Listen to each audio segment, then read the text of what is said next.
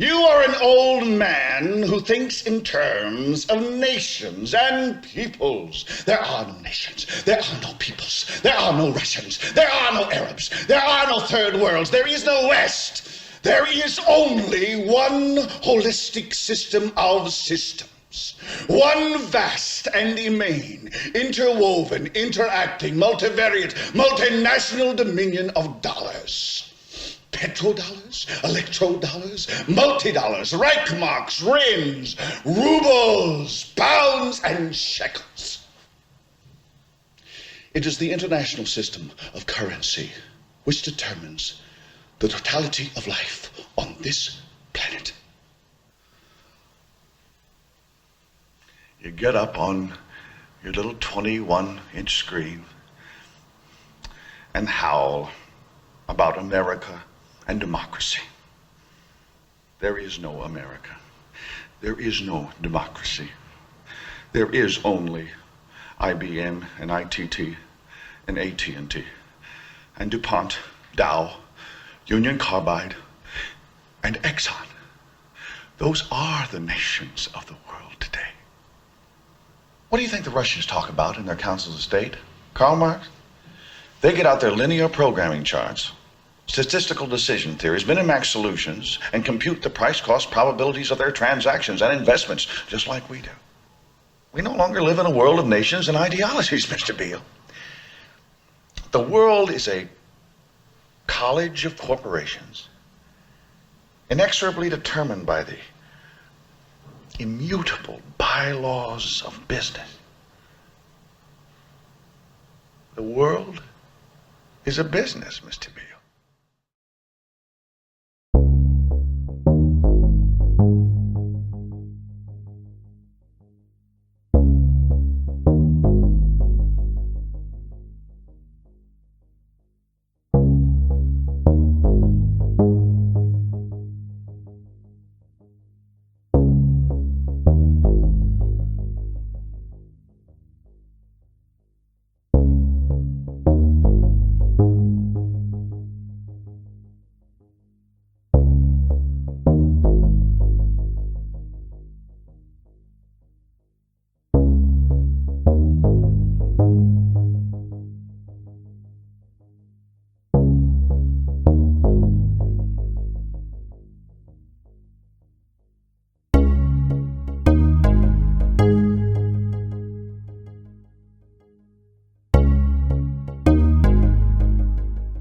By thanking you, Gwen, for hosting this. And Governor, it's a pleasure to meet you, and it's a pleasure to be with you. First of all, thank you for doing this, and looking forward to this, Mr. President. Thank you, Joe.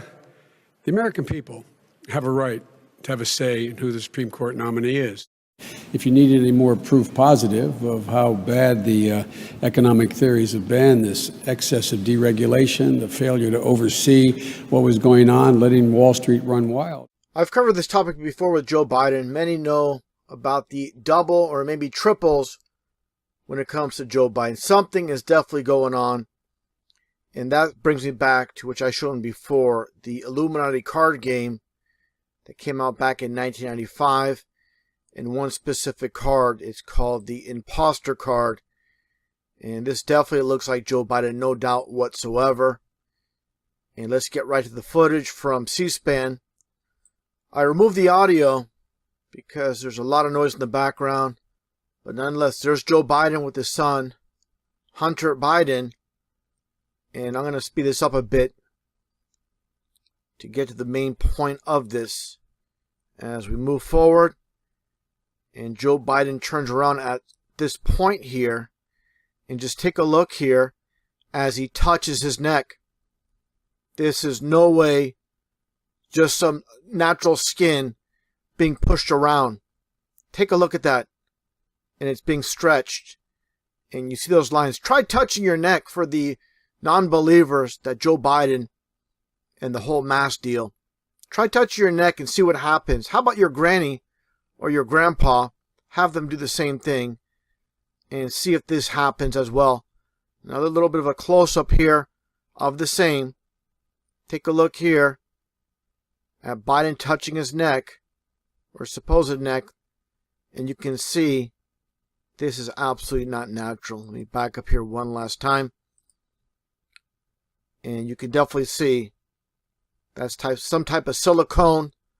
This is not natural. Without a shadow of a doubt, something's going on. And that gets to this. This clip with former chief of disguise with the CIA, Jana Mendez. And before playing this interview clip, I find the name very interesting. They love a play on names. In the name Mendez, we should all know, for anybody that's been following me for over the years, the name Mendez as in Baphomet, the goat of Mendez. So they love this type of play on names with individuals like this, with the surname Mendez. I know the spelling is different, but the way it's pronounced obviously is identical.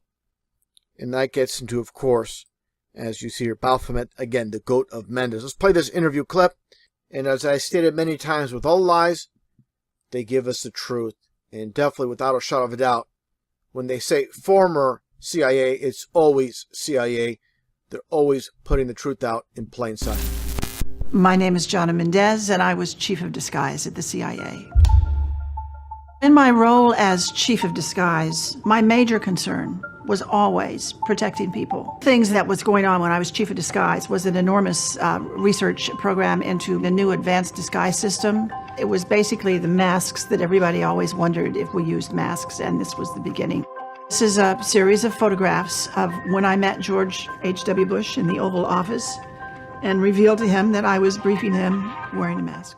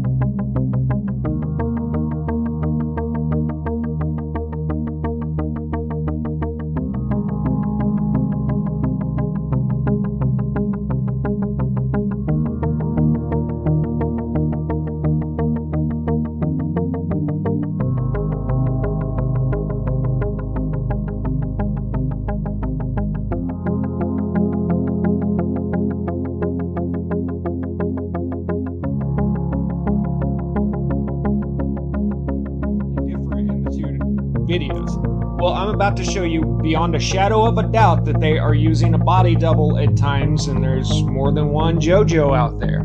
Now, this is him back as a congressman back in the day. This is the real JoJo. Look at his right ear. This is all you need to focus on, is the lobe of his right ear. It is unattached. Here's another photo of him, unattached. In fact, in every photo that you can find up until a couple years ago, his earlobe was unattached. It was a floating earlobe. But then in the last couple years, off and on, well, sometimes his earlobe is attached. And I call this guy Squinty Joe here. Unfortunately, I looked at his face enough that I can tell the difference between the two immediately. But here was him shilling on the Tonight Show or whatever late night show he did a little while back. And this is Squinty Joe, the actor. Another photo of him recently. A little beady-eyed looking crazy guy. Here he is at the White House dinner giving a speech. It's the actor, the fill-in Joe. His earlobe is obviously attached. This is not something that just happens with age. Either you're born with a floating earlobe or an attached earlobe. This is the original Scranton Joe, and then most of the time what you see, it does seem like they switch back and forth, but most of the time what you see on the TV is Squinty Joe.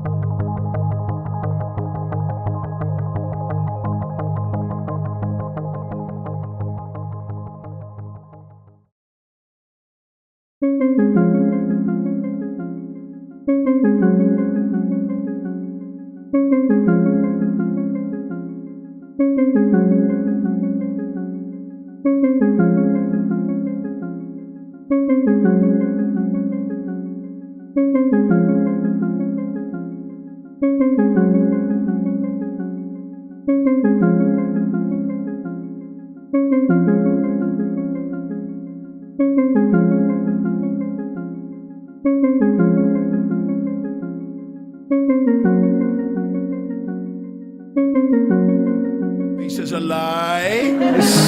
I said 2 words, you son of a no. Don't do it, Joe.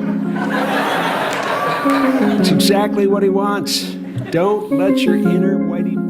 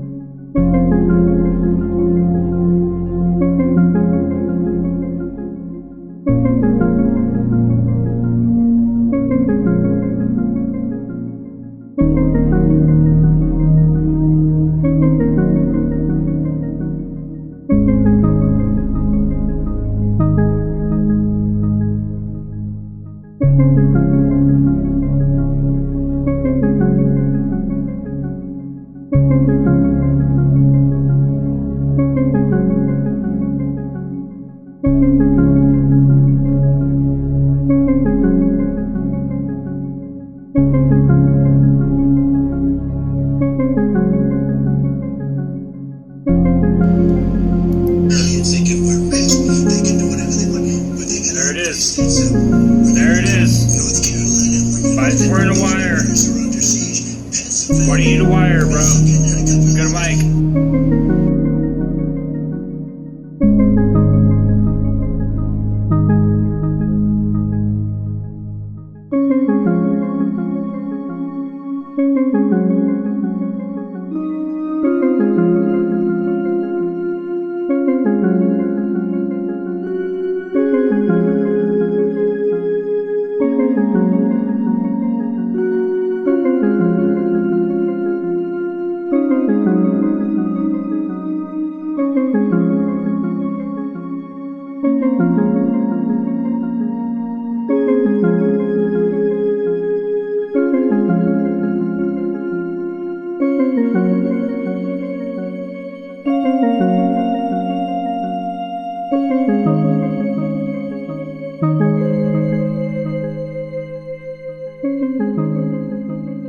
Daddy, I have some news. I'm gonna be playing Anne Frank in a school play. You brought, right? Anne Frank? She was Jewish? Can I just say this? Okay? In my office, I wouldn't mind if it was 30, 40%, maybe even 70%, but ever since we took the company public, being at a board meeting is like being at a fucking synagogue. I hear the suffixes of the surnames around me, and it's all like Bloomberg, Wittstein, Gold, Stickman, Hackman, Hackman, like him, Hackman. You know, I mean, I swear to God, I feel threatened. I'm not kidding, that's how I feel. I feel like a minority. You know, they're just looking for an excuse. They're looking for an excuse to fire me. Just lucky. Sometimes I hear them talk and I think they're communicating with each other in some kind of secret Yid code that I'm not privy to. I swear to God. There is a difference between bona fide racism and just speaking the truth, which is what I'm doing here. You understand that, right? A big difference.